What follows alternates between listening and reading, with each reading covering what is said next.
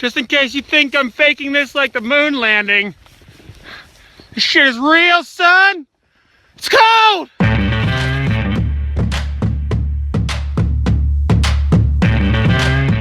Hey everybody, it's Jabba, the Real Hiking Viking. You might remember me from such hikes as all the Triple Crown trails, the Florida Trail, the Arizona Trail, the Sierra High Route, the Wind River High Route, I don't even know. You don't even know. It doesn't matter. I've done a lot. It doesn't matter.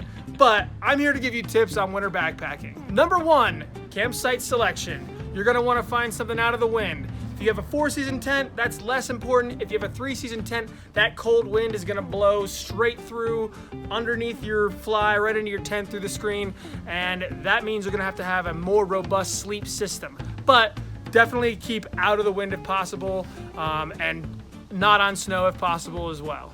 Number two is sleep system. You're gonna want to keep your sleep system as dry as possible. I would say, in addition to keeping your sleep system dry, condensation can be a very big deal when it comes to keeping your down dry. So in wetter, more humid winter conditions, you probably want to have a synthetic overquilt, and that'll help protect your down.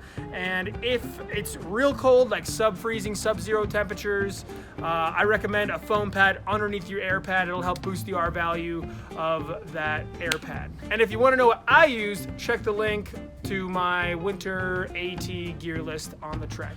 Number three, water filters.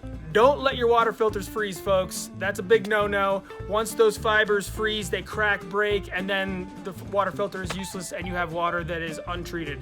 You can combat this by using Aquamir or some other kind of treatment to get your water tasting good and not getting you sick.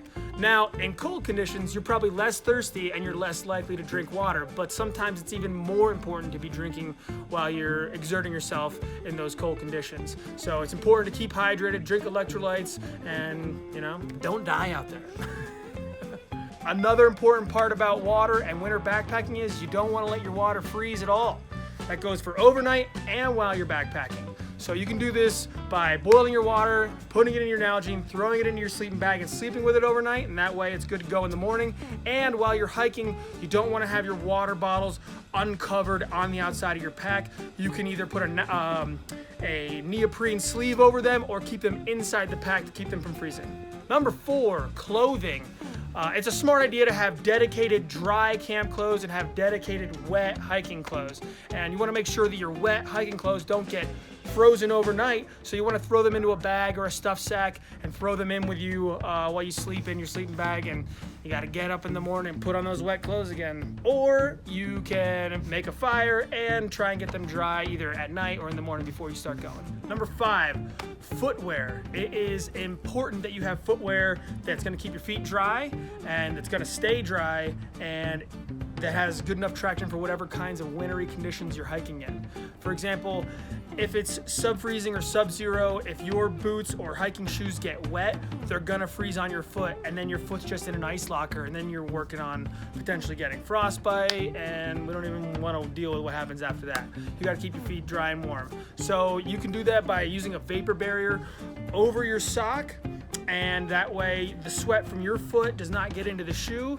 And also, if you can, use a Gore-Tex boot and try and keep any kind of water or snow from getting into the fibers from the outside. You can treat that by using Snow Seal, whatever you can find to keep the shoe waterproof from the outside. That's going to really help. And then, of course, overnight when you take your shoe off, you want to be able to put it in your sleeping bag with you, which is uncomfortable, but is important to keeping your feet happy, because you don't want to put your foot inside a frozen shoe come morning and you're just in pain for the rest of the morning until everything kind of thaws out or whatever. Also, traction is important. If the shoe you're wearing or boot you're wearing doesn't have good enough traction in the icy or snowy conditions, you're either going to want to use a micro spike or potentially even snowshoes. And another important thing is, if you're going to be layering your socks and using a vapor barrier like a neoprene sock, you want to make sure that the shoe or boot that you're using is the right size to be able to fit all of that in there. So grab yourself a bigger pair, a size or two, depending on how thick your socks and neoprene sock is.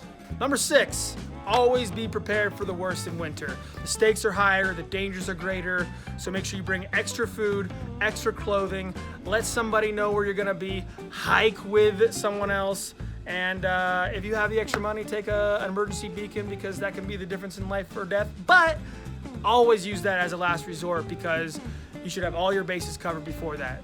Always a last resort with an emergency beacon. All right, guys and girls, thanks. That's my 6 tips for winter backpacking. Most importantly with all this is you get to have fun in a place that not many people are out there backpacking in winter, so have fun with it.